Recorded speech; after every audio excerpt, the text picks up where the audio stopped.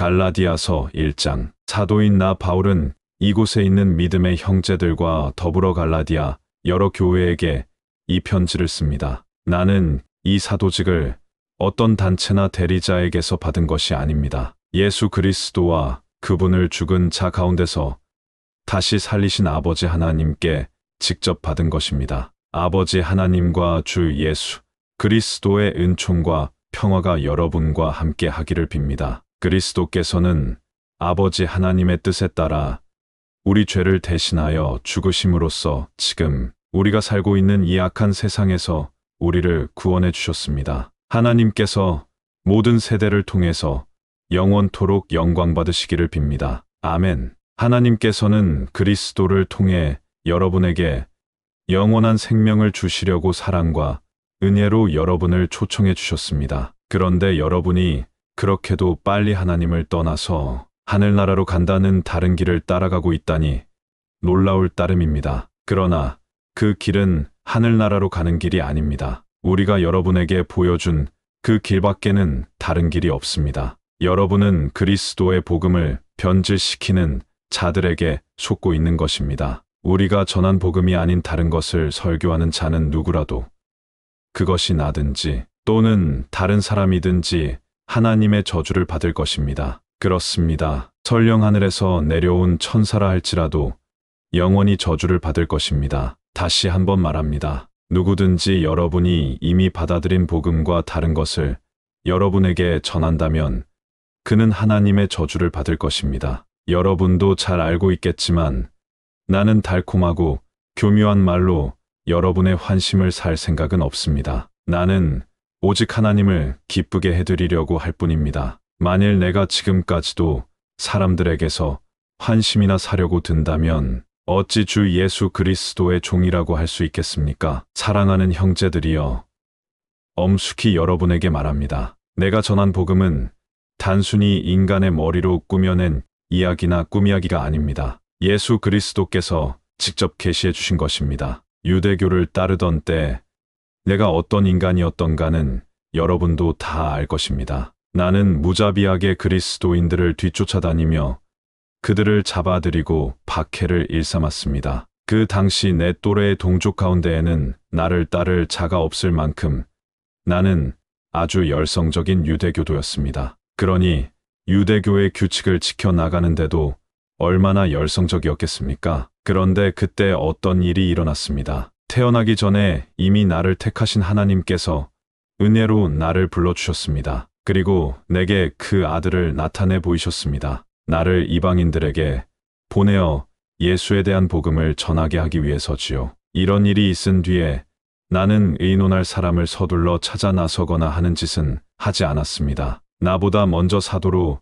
임명된 사람들의 의견을 듣고자 예루살렘으로 올라가지도 않았습니다. 나는 아라비아의 광야로 갔다가 다메섹으로 돌아갔습니다. 베드로를 만나려고 예루살렘으로 올라간 것도 3년 뒤의 일입니다. 나는 보름 동안을 그와 함께 지냈습니다. 그때 베드로 외에 내가 만난 사도는 주님의 동생 야고보뿐입니다. 하나님 앞에서 맹세하지만 내가 하는 말은 사실입니다. 나는 절대 거짓말을 하지 않습니다. 예루살렘을 방문한 뒤에는 곧장 수리아와 길리기아로 갔습니다. 그래서 유대에 있는 그리스도인들은 그때까지도 내 얼굴을 모르고 있었습니다. 다만 그들이 아는 것이 있다면 전에 우리를 박해하던 사람이 지금은 그가 없애 버리려고 하던 우리 믿음을 전파하고 있다는 소문이었습니다. 그들은 나의 일을 두고 하나님께 영광을 돌렸습니다. 갈라디아서 2장. 그러고 나서 14년 뒤에야 나는 다시 예루살렘을 찾았습니다. 그때는 바나바와 디도도 함께 갔습니다. 하나님의 특별한 명령으로 그곳을 찾은 나는 이방인들에게 전하고 있는 복음의 내용에 관해 예루살렘의 형제들과 의견을 나누었습니다. 내가 가르쳐 온 복음의 올바른 해석과 또 그 정당성을 인정받기 위해서 교회의 지도자들과 개인적인 토론을 벌인 것입니다. 그 결과 그들은 내 말을 승인해 주었습니다. 또 내 동료인 디도가 비록 이방인이었지만 그에게 할례를 강요하지도 않았습니다. 이런 문제는 우리가 그리스도 예수를 믿음으로써 우리는 자유를 의심하고 또 유대교의 율법을 지키고 있는지 어떤지를 정탐하려는 거짓.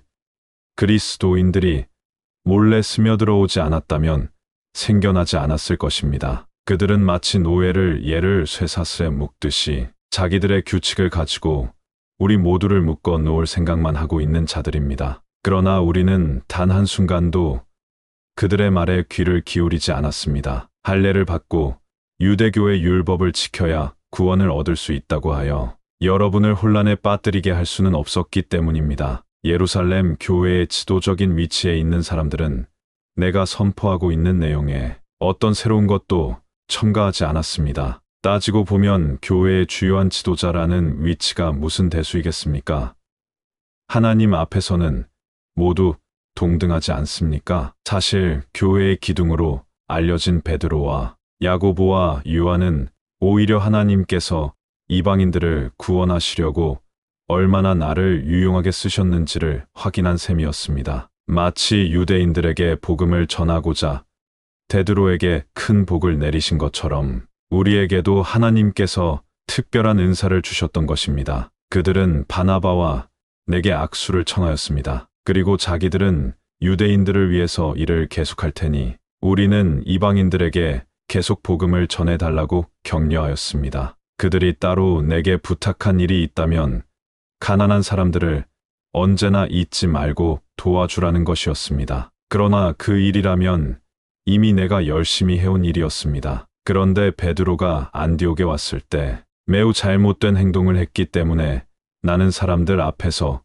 그에게 면박을 주었습니다. 처음 왔을 때만 해도 그는 이방인 신자들과 함께 식사하는 것을 아무렇지도 않게 여겼습니다. 그런데 얼마 후 야고보의 친구인 유대인 몇 사람이 찾아오자 그는 그들에게 무슨 말을 들을까봐 무서워서 이방인들과 식사를 하지 않으려 하였습니다. 그 유대인들은 할례를 받아야 구원을 받을 수 있다고 주장하는 율법주의자들이었기 때문입니다. 그러자 다른 유대인 신자들도 마음은 그렇지 않으면서도 그를 따라 위선적인 행동을 하였습니다. 심지어 바나바까지도 그 행동에 휘말려 들어갔습니다. 나는 그 광경을 보자 그들의 믿음이 진실하지 못하고 복음의 진리 위에 있지도 않다는 것을 알았습니다. 그래서 나는 여러 사람들 앞에서 베드로에게 당신은 원래 유대인이면서도 이미 오랫동안 유대교의 율법의 구애를 받지 않고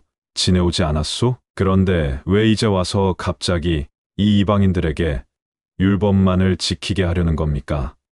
하고 나무랐습니다. 우리는 유대인으로 태어났으니 이방 죄인이 아닙니다. 그러나 우리가 유대인 그리스도인이요.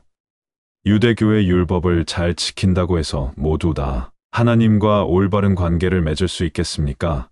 아닙니다. 우리의 죄를 없애주시는 예수 그리스도를 믿을 때만 비로소 그렇게 될 수 있습니다. 우리가 예수 그리스도를 믿는 까닭이 여기에 있습니다. 우리는 율법을 지켜서가 아니라 그리스도를 믿음으로써 하나님께 인정을 받을 수 있다는 말입니다. 율법만을 지켜서 구원을 받은 사람은 한 사람도 없습니다. 그러나 만일 우리를 구원하시는 그리스도를 믿고 따르던 일이 나중에 가서 잘못된 것으로 밝혀져 우리가 할례를 받고 유대교의 율법을 지켜야만 구원을 얻는다면 어떻게 되겠습니까? 우리는 그리스도를 믿었기 때문에 망했다고 말할 수밖에 없지 않겠습니까? 그러나 하나님께서는 우리 주님을 믿는 사람들을 그렇게 되도록 내버려 두시지 않습니다. 만일 내가 전에 파괴해버린 그 낡은 제도를 다시 세운다면 우리는 언제까지나 죄인으로 남아있을 것입니다. 그 많은 율법을 다 지켜 구원을 얻으려는 것은 불가능하다는 것을 나는 성경을 읽고 깨달았습니다. 그러니 그것으로는 하나님의 은총을 결코 입을 수 없지 않겠습니까? 나는 그리스도를 믿음으로써만 하나님께 인정을 받는다는 사실을 안 것입니다. 나는 그리스도와 함께 십자가에 못 박혔습니다. 그러니 이제는 내가 사는 것이 아니라 그리스도께서 내 안에 살고 계시는 것입니다. 나를 사랑하여 나를 위해 그 몸을 내어 주신 하나님의 아들을 믿은 덕분에 지금 내가 참 생명을 얻었습니다. 나는 그리스도의 죽음을 헛되게 하지 않습니다. 만일 우리가 유대교의 율법을 지켜서 다 구원을 얻는다면 그리스도의 죽음은 허실이 되었을 것입니다. 갈라디아서 3장. 어리석은 갈라디아 사람들이여. 그 누가 여러분을 속였기에 여러분이 그처럼 미혹되어 있습니까? 십자가에 죽으신 그리스도의 모습을 그림을 그리듯 내가 그분이 왜 죽임당하셨는지 분명히 알리지 않았습니까? 한 가지만 여러분에게 물어보겠습니다. 여러분은 유대교의 율법을 지켜서 성령을 받았습니까?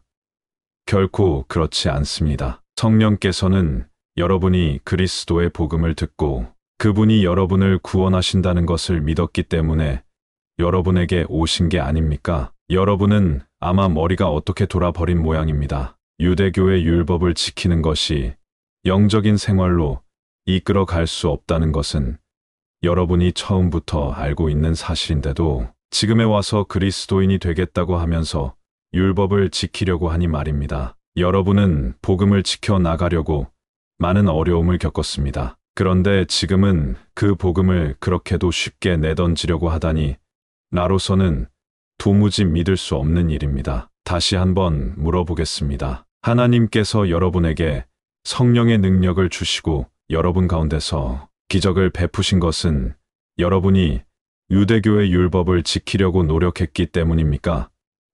결코 그렇지 않습니다. 그리스도를 믿고 그분을 온 마음으로 의지했기 때문입니다. 아브라함도 같은 경험을 하였습니다. 하나님의 약속을 믿은 그 이유 하나만으로 하나님께서는 그가 올바른 사람이라고 선언하신 것입니다. 여러분은 이 일만 봐도 진심으로 하나님을 의지하는 사람은 누구나 아브라함의 자손이 된다는 것을 알 수 있을 것입니다. 성경은 이방인일지라도 그들이 믿기만 하면 하나님께서 구원하신다는 바로 지금과 같은 상황을 미리 내다보고 기록해 두었습니다. 하나님께서 아주 오래전에 아브라함에게 나는 어느 나라 사람이든지 너처럼 나를 의지하는 사람에게 복을 내릴 것이다 하고 하신 말씀이 바로 그것입니다. 그러므로 그리스도를 의지하는 사람은 모두 아브라함과 같은 복을 받게 되는 것입니다. 그렇습니다. 유대교의 율법을 지켜 구원을 얻으려는 사람은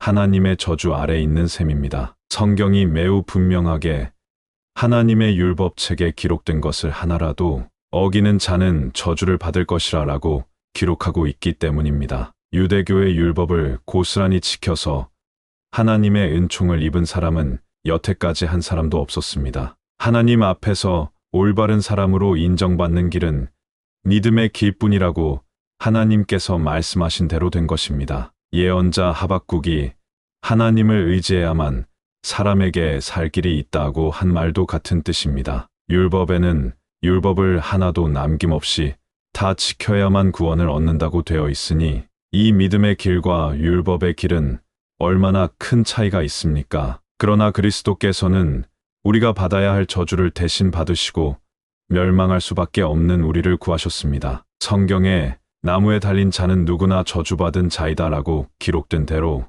예수께서는 나무로 만든 십자가에 달려서 우리를 율법의 저주에서 건져주신 것입니다. 이제 하나님께서는 아브라함에게 약속하신 복을 이방인들에게도 주십니다. 그리고 우리는 모두 믿음으로 약속된 성령을 받게 된 것입니다. 사랑하는 형제들이여, 우리가 보통 다른 사람과 약속을 하는 경우에도 그것을 문서로 만들고 서명을 하면 변경하지 못합니다. 나중에 가서 어떤 것을 대신 집어넣을 수도 없습니다. 그런데 하나님께서도 아브라함과 그 후손과 약속을 맺으셨습니다. 여기서 후손들에게가 아니라는 점에 주의하십시오. 후손들에게라고 하면 아브라함의 후손들인 유대인 전부를 가리키는 것이 되겠지만 후손에게라고 하면 두말할 것도 없이 그리스도를 의미합니다. 내가 말하고자 하는 것은 바로 이 믿음을 통해서 구원하려는 하나님의 약속은 그 후 430년이 지나 하나님께서 십계명을 주신 뒤에도 무효가 되거나 변경되지 않았다는 사실입니다. 하나님께서는 이 약속을 문서로 만드시고 서명을 하신 것입니다. 만일 율법을 지켜야만 우리가 구원을 받을 수 있다면 이것은 분명히 아브라함이 하나님의 은총을 받은 방법과는 다른 것이어야 하겠지요. 아브라함은 단순히 하나님의 약속을 받아들임으로써 구원을 받았기 때문입니다. 그러면 율법은 무엇 때문에 주셨겠습니까? 그것은 약속을 주신 후에 하나님의 율법을 어기는 것이 얼마나 큰 죄가 되는 것인가를 사람들에게 보이려고 덤으로 주신 것입니다. 그러나 이 율법은 하나님의 약속에서 가리킨 후손, 곧 그리스도께서 오실 때까지만 유효한 것입니다. 또 하나 다른 것이 있습니다. 하나님께서 율법을 주실 때는 천사들의 손을 거쳐 모세에게 주셨고 모세는 그것을 백성에게 주었습니다. 그러나 하나님께서 아브라함에게 약속을 주실 때는 그 누구의 손도 거치지 않고 직접 그에게 주셨습니다. 그렇다면 하나님의 율법과 약속은 서로 대립하는 것일까요? 물론 그렇지 않습니다. 만일 우리가 율법만으로 구원을 얻을 수 있다면 왜 하나님께서 우리가 죄에서 벗어날 수 있는 다른 길을 주셨겠습니까? 성경은 우리가 모두 죄의 포로가 되어 있다고 말하고 있습니다. 그러니 죄에서 풀려 나올 수 있는 길은 예수 그리스도를 믿는 믿음 밖에는 없습니다. 이 길은 그리스도를 믿는 모든 사람에게 열려 있습니다. 그리스도께서 오시기 전 우리는 율법의 감시를 받아왔습니다. 장차 오실 구세주를 믿게 될 때까지 율법의 보호와 감독을 받아온 것입니다. 다시 말해서 율법은 그리스도께서 오셔서 우리의 믿음을 통하여 하나님과 올바른 관계에 세워주시기 전까지 우리의 교사이며 안내자였습니다. 그러나 그리스도께서 오신 지금에는 이 이상 더 우리를 감시하고 우리를 그리스도에게 인도할 율법이 필요 없습니다. 우리 모두 예수 그리스도를 믿어 하나님의 자녀가 되었기 때문입니다. 그리스도와 하나가 되는 세례를 받은 우리는 그리스도 속에 감싸이게 된 것입니다. 이제 더 이상 우리에게는 유대인과 헬라인, 노예와 자유인, 남자와 여자의 구별이 없습니다. 우리는 다 같은 그리스도인이며 그리스도 예수 안에서 하나입니다. 그리고 그리스도의 소유가 된 지금 우리는 참다운 의미에서 아브라함의 후손들입니다. 아브라함에게 주신 하나님의 약속이 우리의 것이 된 것입니다. 갈라디아서 4장. 그러나 다음과 같은 사실을 알아야 합니다. 아버지가 큰 재산을 어린 아들에게 남기고 죽었다고 합시다. 그 아들은 실제로는 아버지의 전 재산 차지할 주인이지만 장성할 때까지는 노예와 별로 다를 게 없습니다. 아버지가 정한 나이가 될 때까지 그는 후견인과 관리자의 말을 들어야 하는 것입니다. 그리스도께서 오시기 전까지는 우리도 이와 같은 입장에 놓여 있었습니다.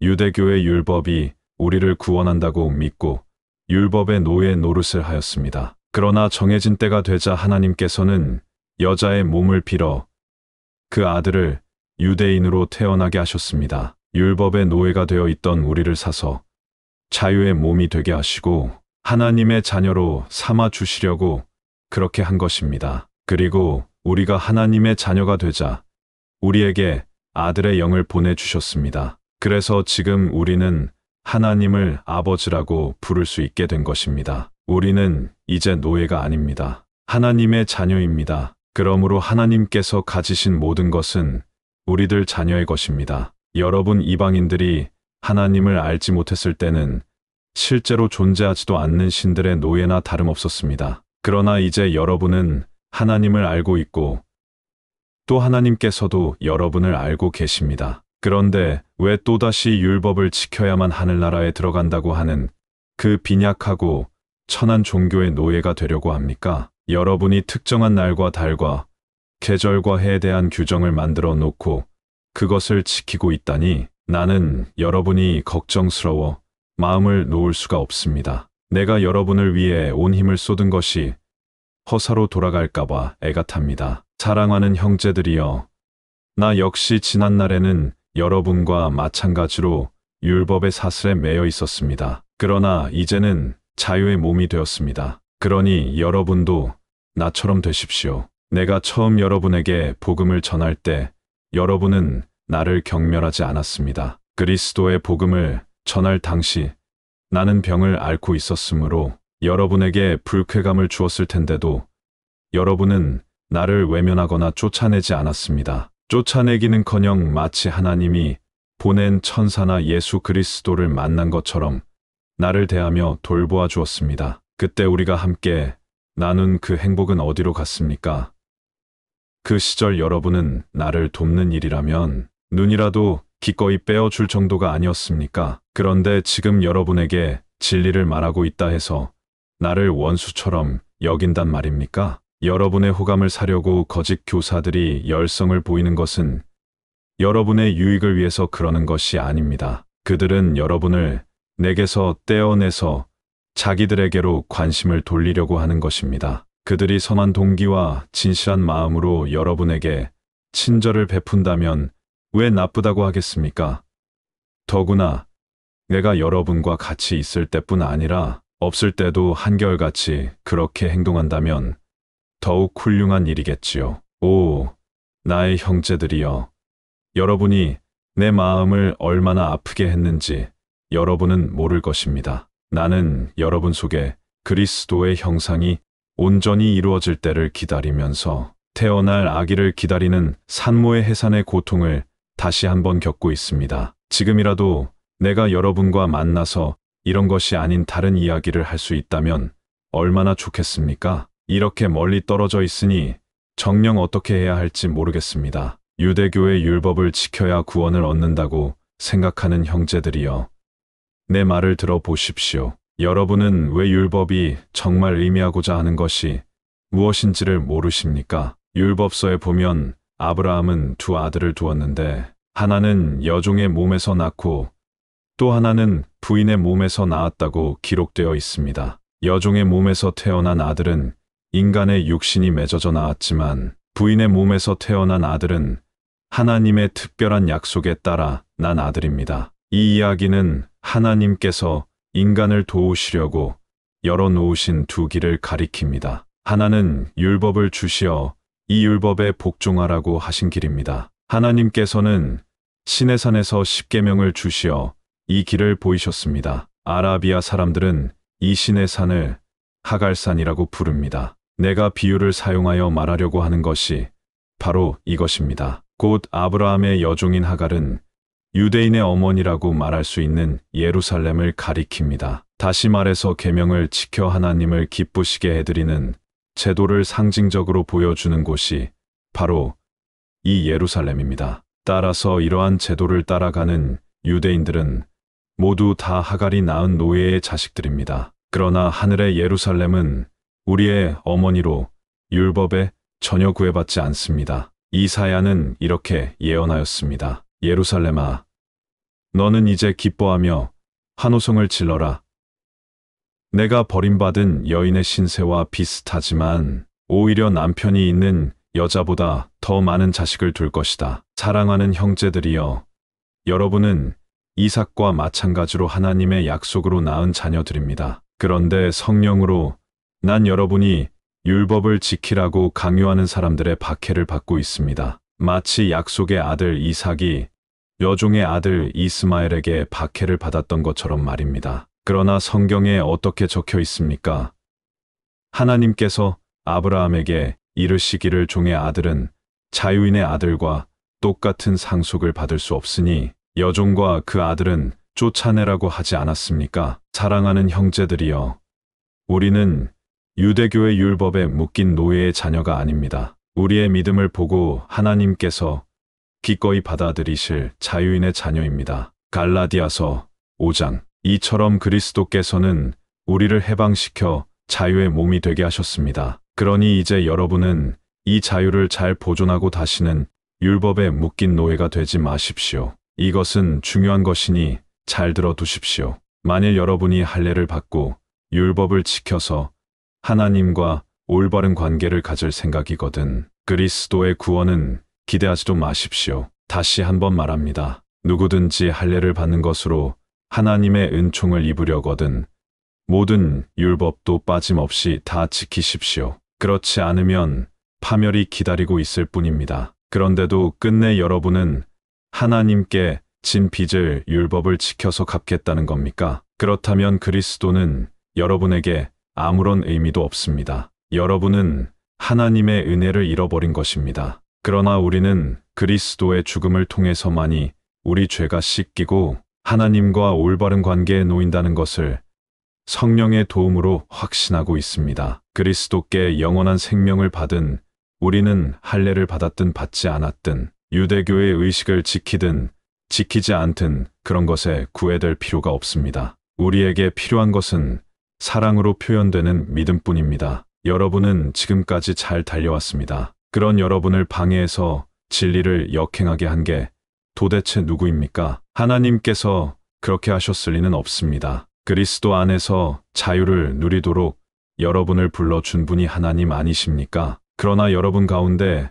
한 명이라도 악한 사람이 있으면 그 영향이 전체에 미치는 법입니다. 주께서는 여러분이 나와 같은 신앙을 갖게 하실 수 있다고 나는 믿습니다. 또한 사람을 이간시키고 교란케 하는 자는 누구를 막론하고 하나님께서 심판하실 것입니다. 어떤 사람은 내가 할례를 받아야만 구원을 받을 수 있다는 따위의 설교를 하고 있다고 소문을 퍼뜨리고 다닙니다. 만일 그게 사실이라면 나는 더 이상 박해받을 일이 없을 것입니다. 그런 설교는 아무에게도 거침돌이 되지 않을 테니까 말입니다. 그런데도 내가 아직 박해를 받고 있는 것은 내가 그리스도의 십자가를 믿는 믿음을 통해서만이 구원을 얻는다고 설교하고 있다는 증거가 아닙니까? 오로지 나는 할례를 해서 여러분의 몸의 한 부분을 끊으려고 하는 교사들이 여러분에게서 잘려나가기를 바라고 있습니다. 사랑하는 형제들이여, 여러분에게는 이미 자유가 주어졌습니다. 그 자유는 서로 사랑하고 섬기는 자유입니다. 즉 모든 율법은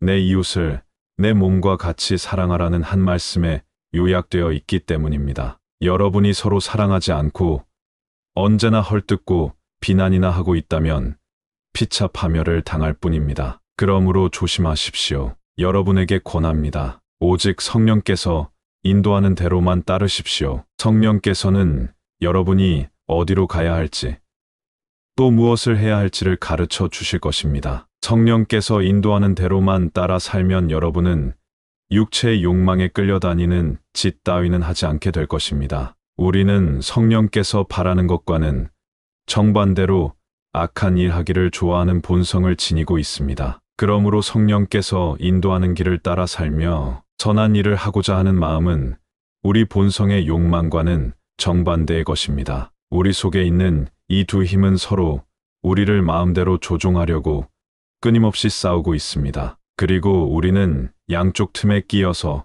자유롭게 원하는 대로 할 수가 없습니다. 그러나 성령이 인도하는 대로만 따라 살면 더 이상 억지로 율법에 복종하려고 애쓸 필요가 없습니다. 여러분이 본성이 시키는 대로 육체의 욕망에 따라 살면 여러분의 생활은 다음과 같은 결과를 가져옵니다. 곧 더러운 생각, 육신의 쾌락을 찾는 마음, 우상 숭배, 마술, 헐뜯음과 싸움, 질투와 분노, 언제나 자기 이익을 추구하는 일, 불평과 비판적인 태도, 자기의 작은 당파 외에는 모두 나쁜 것으로 인정하는 배타주의와 거기서 나오는 잘못된 교설, 시기, 살인, 술주정, 흥청대며 먹고 마시는 것 따위입니다. 전에도 말했지만 한 번 더 당부합니다. 누구든지 이런 생활을 하는 사람은 하나님 나라를 물려받을 수 없습니다. 하지만 성령께서 우리 생활을 지배하실 때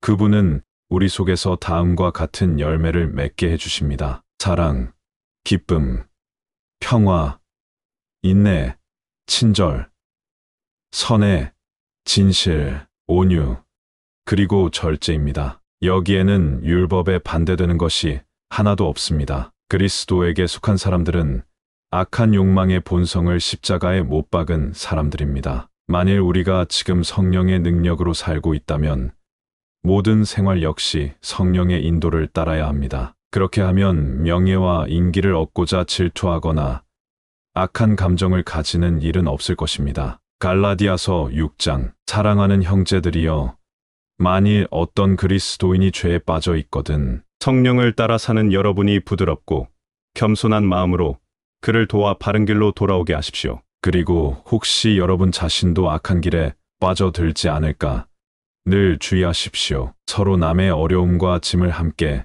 나누어 지고 주님의 명령에 복종하십시오. 사실 아무것도 아닌 처지에 무엇이나 된 것처럼 자기를 높이고 있다면 그것은 스스로를 거역하는 짓입니다. 그런 사람은 아무 값어치도 없는 인간입니다. 각각 자기가 한 일을 살펴보십시오. 그래서 참으로 자기가 최선을 다하고 있거든 혼자만 자랑스러워할 뿐 남 앞에 드러내놓고 자랑하지 마십시오. 우리는 모두 결점과 고뇌를 짊어진 불완전한 사람이기 때문입니다. 하나님의 말씀을 배우는 사람은 그 말씀을 가르치는 사람에게 보수를 지불하고 그를 도와야 합니다. 잘못 생각하지 마십시오. 하나님은 무시당하실 분이 아닙니다. 사람은 무엇을 심든지 자기가 심은 대로 거둔다는 것을 명심하십시오. 만일 자신의 악한 욕망을 만족시키고자 하는 사람은 악한 씨앗을 심은 셈이 되어 그 결과 죽음을 거두게 될 것입니다. 그러나 성령을 위하여 좋은 것을 심는 사람은 성령께서 주시는 영원한 생명을 거두게 될 것입니다. 낙심하지 말고 선을 행하십시오. 실망도 포기도 하지 않고 꾸준히 선을 행하다 보면 복을 거두어 드릴 날이 올 것입니다. 기회 있을 때마다 누구에게나 친절을 베푸십시오. 그리스도인 형제들에게는 더욱 그렇게 하십시오. 나는 이 끝맺는 말을 내 손으로 쓰려고 합니다. 얼마나 큰 글자로 쓰는가를 잘 보십시오. 그 교사들이 여러분을 설득해서 할례를 받게 하려는 이유는 단 하나, 인기를 얻고 박해를 면하려는 심사에서 그러는 겁니다. 그들은 그리스도의 십자가만이 구원의 길이라고 했다가 박해를 받을까봐 겁이 난 것입니다. 할례를 주장하는 교사들도 실은 율법을 제대로 지키지 못합니다. 그러면서도 여러분을 자기들의 제자로 삼아 큰소리치려고 할례를 강요하는 것입니다. 그러나 내게는 주 예수 그리스도의 십자가 외에 자랑할 것이 아무것도 없습니다. 이 십자가 때문에 나는 오래전에 이 세상의 온갖 일에 흥미를 잃어버렸고 이 세상도 나에게 관심을 갖지 않습니다. 할례를 받았느냐 받지 않았느냐 하는 것은 이제 전혀 문제가 되지 않습니다. 중요한 것은 우리가 참으로 변화를 받아 새 사람이 되었느냐 하는 것입니다. 이 원리를 따라 사는 여러분과 또 참으로 하나님을 따르는 각처의 그리스도인들에게 하나님의 자비와 평화가 있기를 빕니다. 이제는 두 번 다시 이런 문제로 나를 괴롭히는 일이 없기를 바랍니다. 내 몸에는 예수를 욕하는 자들에게 맞은 상처가 남아 있습니다. 이것이야말로 내가 그리스도의 노예라는 표적입니다. 사랑하는 형제들이여, 우리 주 예수 그리스도의 은총이 여러분 모두와 함께 하기를 빕니다. 아멘.